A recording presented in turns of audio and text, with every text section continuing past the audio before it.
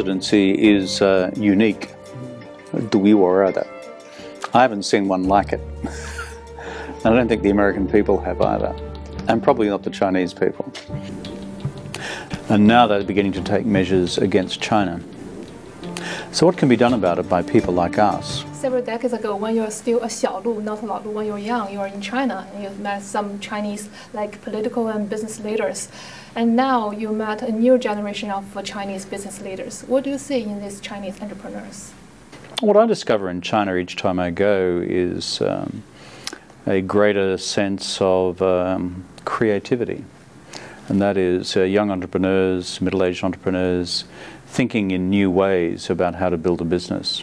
It's not just about technology. It's not just about new innovations. It's also about how you deliver services to the Chinese domestic market and then to the international market. So this is a good development. It takes quite a lot of time, but I think China's making some progress. But it's important for these young entrepreneurs to also understand what the global market is like. And it's sometimes quite different to the Chinese domestic market. Back to like 30 years ago, we cannot imagine a Chinese businessman to speak on the international stage, but now we have like Jack Ma and others. You and Jack Ma are good friends, so what do you talk about usually when you are together with him? Does he advise your daughter on how to do business? I don't think so. Well, I think Jack Ma has done a great job in building a business out of nothing. It takes a lot of enterprise to have nothing and then to build something and then to build something very big. And that's why I appreciate Jack's work. Also, he's a human being. He tells a story about when he first learned to speak English, and he had a pen friend in Australia. And so he went and stayed with his pen friend, I think, for several months in Newcastle. And that really helped him with his English. But the interesting thing is that since that time, every year, Jack invites that man's family to Hangzhou for a week's holiday.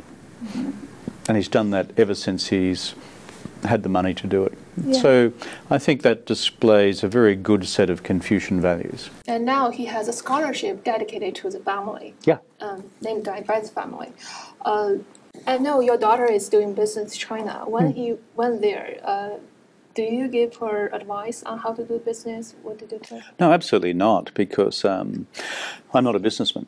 And my wife is. She's very smart, much smarter than I am. And she has developed a business since she was in her 20s. So my wife and my daughter, they talk business all the time. And my wife has spent a long time living in China. So the secret of the brains in our family is the women, okay? Not the guys like me. In terms of how to deal with Chinese people, what do you tell? Because I saw your daughter is doing very good in China, actually. So maybe she learned something from you. No, she does it all herself. I've never approved a single script of hers. In dealing with Chinese people, I mean, our simple approach as a family has always been just be very friendly, very polite, and just be honest, which is, we're good at this product is fine, this approach is okay, this policy is a good policy, in the case of governments. Because trust is a very rare thing, and you cannot abuse trust. So the only thing I've ever said to my daughter is, you must look after your customers, because they put some trust in you, and therefore you've got to return that trust.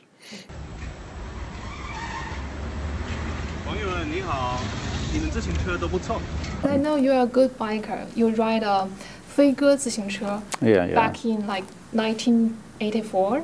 Yeah, I always had my own flying pigeon, and flying pigeons were very good. Very simple, but nothing could ever destroy them.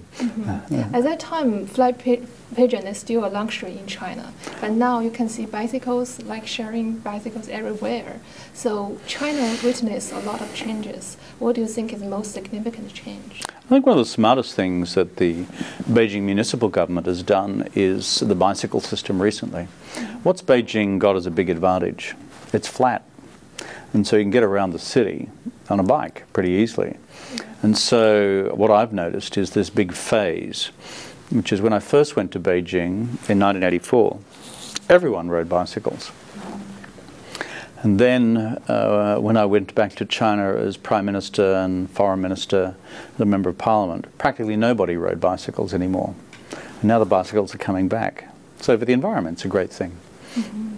So you witness the biggest change in China is that? Well, the Chinese people have worked out that you cannot just exploit the environment without consequences. And the government and the people have worked out that if you do that, then it just destroys people's health. So you see a range of measures from climate change to cleaning up river systems and these sort of measures, bicycles. Because, and the move to electric cars will be very important as well. If everyone in China was to own a petroleum-based motor vehicle, 1.4 billion of them, frankly, I think you'd strangle China to death. And so moving to electric cars, bicycles, these sorts of practical measures, I think is the way to go. You see that bloke? He's French. His name's Napoleon. A couple of hundred years ago, he made this extraordinary projection. China is a sleeping lion, and when she awakes, the world will shake. China is today not just woken up. China has stood up and China is on the march, and the question for us all is where will China go and how do we engage this giant of the 21st century? If you start looking at the numbers, they start to confront you in a big way. It's projected that China will become, by whichever measure, PPP, market exchange rates, the largest economy in the world over the course of the decade ahead. They're already the largest trading nation, already the largest exporting nation, already the largest manufacturing nation, and they're also the biggest emitters of carbon in the world. You once said that there's always something new to learn about China. What's your latest new thoughts on China? I think my latest new thoughts on China is to see more and more evidence of China's self-confidence in the world. You read books about it and you read articles about it, but if you know as many Chinese people as I do, 比较多，不就是在网络是直接的，接触，他们对那个全世界的自信 ，self-confidence，越来越大。And I see this in people's individual behavior, their corporate behavior, the political behavior of the Chinese government and state. So I think what I see most is this growing self-confidence as China, having opened the doors in 1978, having reformed the economy through the 80s and 90s, and then having 走出去 after that. And then 10 or 15 years after 走出去, there is a increasing level of maturity about China's understanding of the world. It's not perfect, but what I see is a greater, more mature reflection of what the world is like, and a greater sense of comfort in working in the world. Like in your job, you wouldn't be doing this in New York 20 years ago, would you? True. Okay, so you're an example of this. But what do you think the confidence come from? Because for a long time, Western scholars always think that Chinese people regard themselves as a victim instead of very competent in the world stage. I think... is it because of economy or culture or something else? Well, I think one of the good things about Chinese culture is you have this whole emphasis on 谦虚, modesty and humility. This is not often the biggest strength in the United States. You know that, I know that, and hopefully the Americans won't hear this, so that'll be fine. But the great advantage that China has, I think there is an instinctive modesty about the culture and about behavior, and deferring to people. I think this is a good thing. Secondly, I think that is a good skill for understanding the world. If you go out into the world and your attitude is purely 100% 自大, that doesn't help understand the world. You just create enemies that way. And so I think learning to take your time and to patiently understand the world is a very fruitful exercise, although it takes time. The third thing is just a very practical thing, which is the doors were shut for a long time, and then they opened. And now tens of millions of Chinese have gone out into the world. Probably now hundreds of millions, I'm not sure, either short-term or long-term. So the world is less of a mystery to the people of China. And then, of course, there's the point that you referred to, which is that China is now wealthier and as a country more powerful. The Chinese reformers of the late Qing dynasty dreamt of wealth and power. If you look at the traditional reformers of Yan Fu and Tan Tong and Liang Qichao and that whole period, even Kang Youwei, in the 1890s, prior to the Xinhai Geming, they always dreamt of how China could obtain wealth and power to deal with the young ren, Yapian Zhanzheng Dengdeng. So that was in the 1890s. 100 years later, wealth and power has arrived. And so I think Chinese people sense that, and that also enables them to be more confident in the world. Even though, as you know and I know, China still has stacks of problems. Chinese leadership knows that as well. You travel to China a lot of times, and now you live in New York, so you know China, you know U.S. very well. In the past, we have a lot of people who work on the China-U.S. relationship very well, like Dr. Kissinger, like Mr. Paulson. What did you learn from their experience? I think with Henry Kissinger, who I know very well, what Henry has concluded a long time ago is, first, a country as old as China does not change its fundamental views of the world quickly or easily. I mean, you've had a philosophical system and a system of language which is now, 4,000 years old, 3,000 to 4,000 years old. And so, as a result, you have a deeply entrenched view of the world and a view of yourself. There are no other countries like that. There are no other countries which are big modern countries which are simultaneously ancient countries. Perhaps Iran or Persia comes closest in terms of continuity. So that's the one thing which Henry emphasizes. I think the second thing is if you're going to try and help US-China relations, it's best to do it quietly. It's a very good principle. It's very easy in politics and in international relations to 说大话。说大话很容易，但是最困难的一件事就是解决好具体的问题。后来不说。That, I think, is a very clever approach from Henry. As for Hank, who I know as well, and so he has had a different perspective to Henry's, who has always been a foreign policy, national security guy. But what Hank has seen is the evolution of the Chinese entrepreneurial mind. And so he is constantly encouraged by what China has achieved in its economy. And so I listen to both of them a lot, and I'm privileged to count both of them as friends. Just now you mentioned Paulson's difference from Dr. Kissinger. What's your difference from them two? I'm an Australian. That's a pretty obvious difference.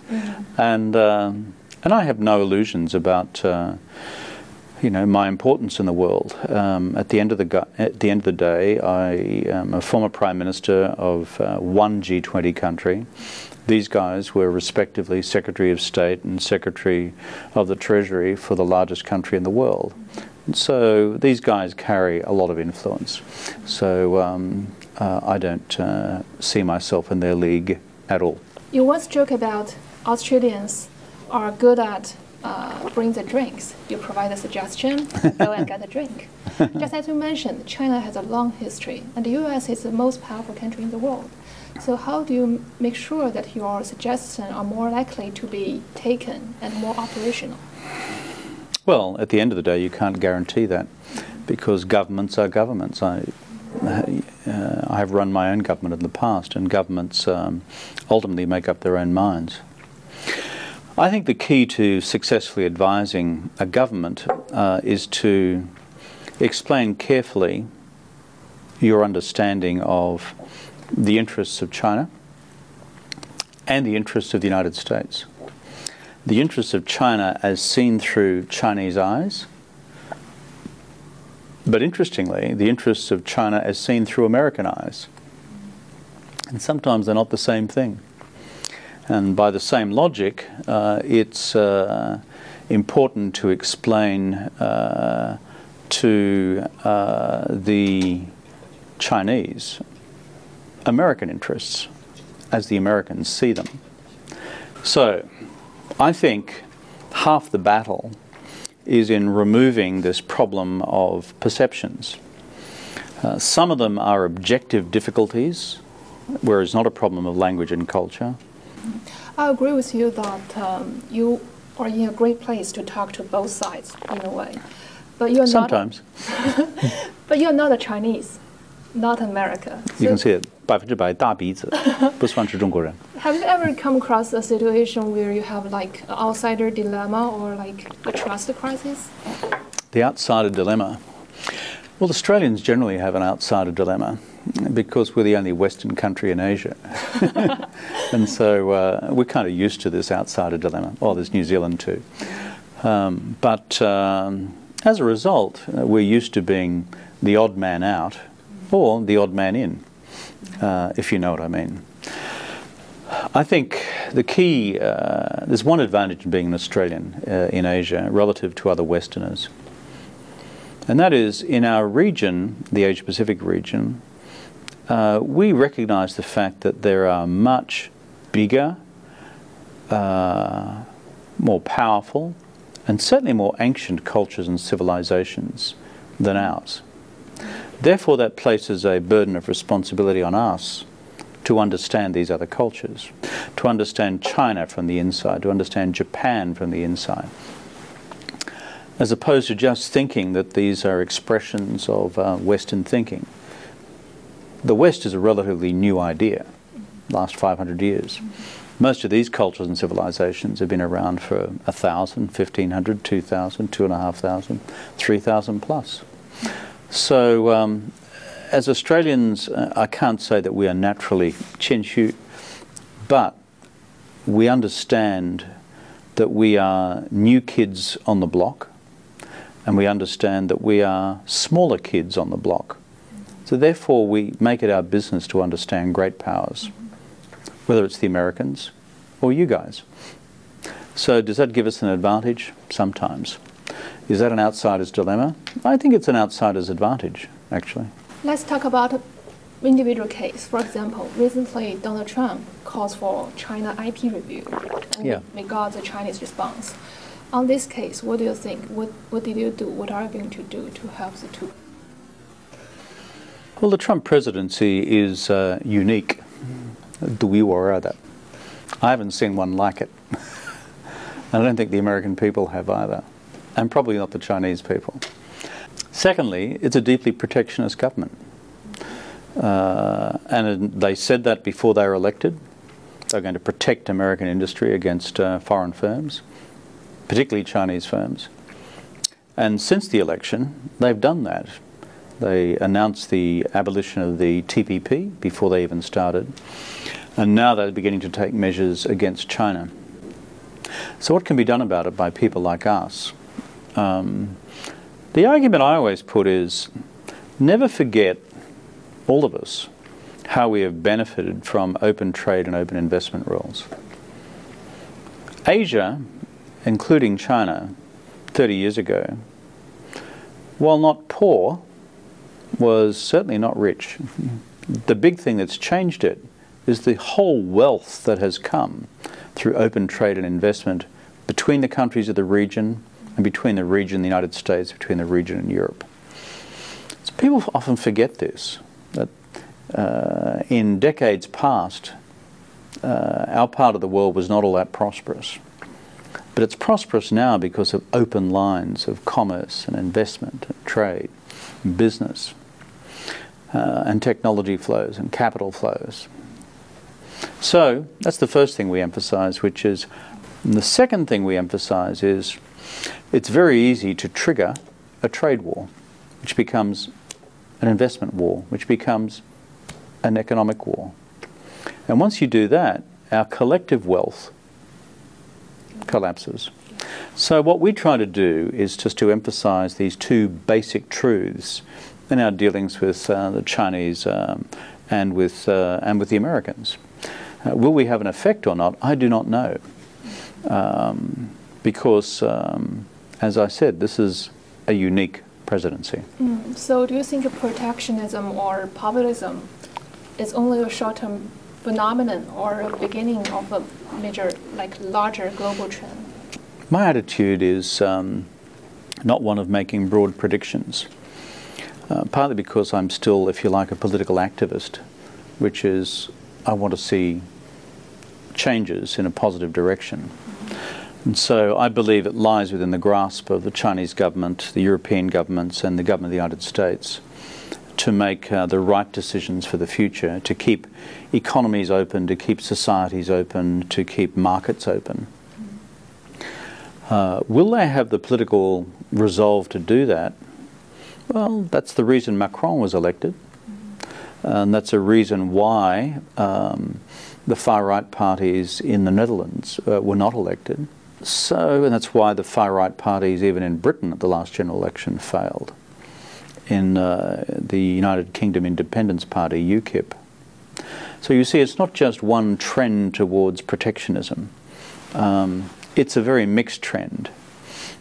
If you look at the opinion polling in Europe, it's fascinating. 77% of Europeans want to remain within the European Union. No, 77. 77%. 那是比较多嘛。And so the whole idea that concerns about cultural identity and protecting your culture equals closing the doors to global trade and investment is a false equation. In Europe, if you look at the opinion poll data carefully, 这是民意调查很清楚呢，一部分的那些因素都是我要保护我本人的我本地区的文化，与此同时呢，不一定等于保护我们的经济，或者采取那个保护主义方面的那个贸易措施。So it's a complex question. I think if policymakers can recognize the difference, we can protect our cultures, that's fine. But understand that our collective wealth lies still with a globalizing economy. The future of US-China relations, the head says there's a way forward. The head says there is a policy framework, there's a common narrative, there's a mechanism through regular summitry to do these things and to make them better. But the heart must also find a way to reimagine the possibilities of the America-China relationship and the possibilities of China's future engagement in the world. Sometimes, folks, we just need to take a leap of faith, not quite knowing where we might land. Is that your mission or your core value? No, I think if I've got a core mission or a core value, it's how can you bring about a set of circumstances where political leaders around the world change their thinking about the inevitability of conflict. Because in the back of the mind of most political leaders is a view that history teaches us that conflict is inevitable. So how can you change that? And that for me is a question of deep national psychology. So my mission is how do you explain at a practical level how you can avoid conflict, but also through the evolution of what I describe as common values, which transcend all civilizational traditions, all religious traditions, which reminds us that we're just all human beings. By the way, if you cut that, I believe the same as you. 就是人类梦。 I think it's time across the world we were able to think also of something we might also call a dream for all humankind. A dream for all humankind. Because if we do that, we might just change the way that we think about each other.